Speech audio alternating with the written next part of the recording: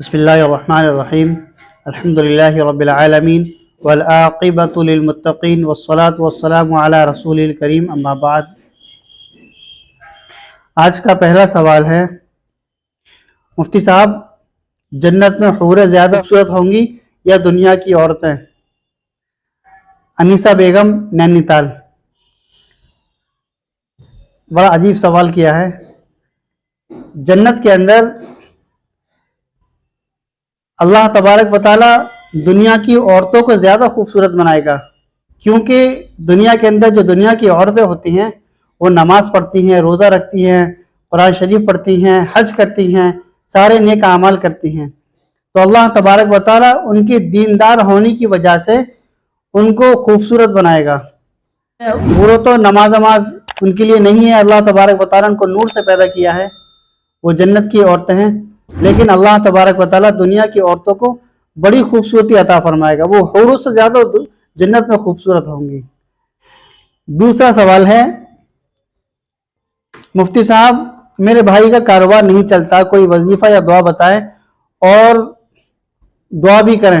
ایک خاتون اٹاوا جن کا کاروبار نہیں چلتا ہے، یا کاروبار بار بار ان کا فیل ہو جاتا ہے، یا کاروبار میں دل نہیں لگتا ہے، یا کوئی اور وجہ ہے کاروبار کے سلسلے میں، تو اس کے لیے میں ایک طریقہ، ایک عمل بتا دیتا ہوں۔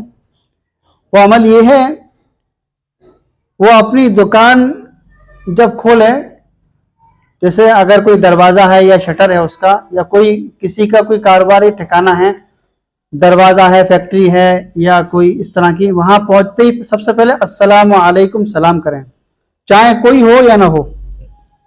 اس کے بعد درود شریف پڑھیں، اور اس کے بعد سورہ اخلاص یعنی قل هو اللہ احد اللہ الصمد لم یلد ولم یولد ولم یکن لہ کفوا احد، یہ سورۃ مبارکہ پڑھیں، اور اس کے یقین رکھیں اللہ تبارک و تعالی کی وحدانیت کا۔ انشاءاللہ ایسی ترقی ہوگی کہ آپ بھی حیران رہ جائیں گے۔ اس عمل کو کریں انشاءاللہ۔ تیسرا سوال ہے، بارات کا اسلام میں کیا تصور ہے؟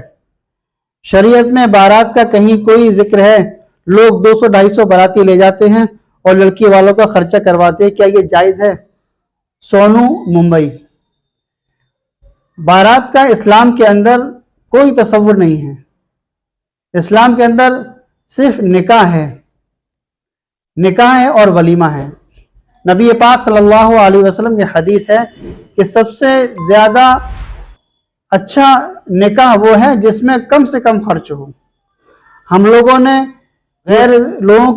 طریقہ اختیار کر لیا ہے، اور اس طریقوں کو ہم لوگ اپنائے ہوئے ہیں، اور یہ رواج ہم لوگوں کے اندر بہت زیادہ بڑھتا جا رہا ہے کہ شادیوں کے اندر ہم لاکھوں کروڑوں روپے خرچ کر رہے ہیں، بربادی کر رہے ہیں۔ اس طرح سے اتنے زیادہ خرافات کرنے سے دین کا ایک بہت بڑا نقصان ہو رہا ہے۔ جب ہم اپنے یہاں خرچ کرتے ہیں لاکھوں روپے، اگر اللہ نے ہم کو دیا ہے، ہم بے فائدہ خرچ کرتے ہیں، آتش بازیوں میں اور گانے بجانوں میں اور ڈیکوریشن میں لاکھوں روپے ہم خرچ کر دیتے ہیں۔ ہم کو اللہ تبارک و تعالیٰ کیا اس کا حساب دینا پڑے گا۔ اور دنیاوی نقصان یہ ہے کہ جو ہمارے غریب بہنیں بیٹھی ہوئی ہیں، بیچاری ان کی عمریں گزری جا رہی ہیں، ان کی شادی کے لیے اتنے مطالبات بڑھ جاتے ہیں کہ یہ بھی چاہیے، ایسا کھانا چاہیے، ایسا کھانا چاہیے، اتنی طرح کی ڈشیں چاہیے۔ یہ سب اسلام کا نقصان ہے، مسلمان بچیوں کے لیے نقصان ہے بہت زیادہ۔ اس لیے بارات سے تو ہم کو بہت دور رہنا چاہیے۔ یہ اسلامی طریقہ نہیں ہے، یہ لڑکی والوں کے اوپر ایک طرح سے بہت بڑا بوجھ ہے بارات کا۔ اس خرافات کو ہم تمام مسلمانوں کو مل کر ختم کرنا چاہیے۔ چوتھا سوال ہے، 4 رکعت نماز میں 2 رکعت پڑھنے کے بعد بھول کر درود شریف پڑھ لیتے ہیں اور سجدہ سہو نہیں کرتے تو نماز صحیح ہو جائے گی یا نہیں؟ محمد طاہر گونڈا۔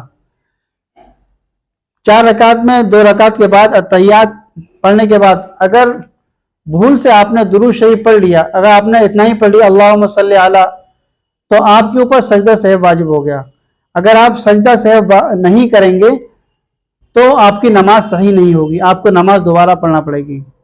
سجدہ سہو दुरूद शरीफ पढ़ने से क्यों वाजिब होता है, मैं ये एक बात ज़्यादा आपको बता देता हूँ।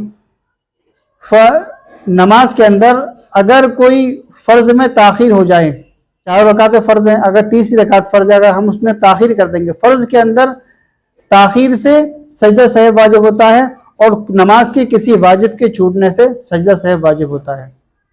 5वां सवाल है, अत्तहियात दुरूद शरीफ दुआ मासूरा के बाद कुछ और पढ़ा जाएगा या नहीं? मोहम्मद फरदीन फिरोजाबाद।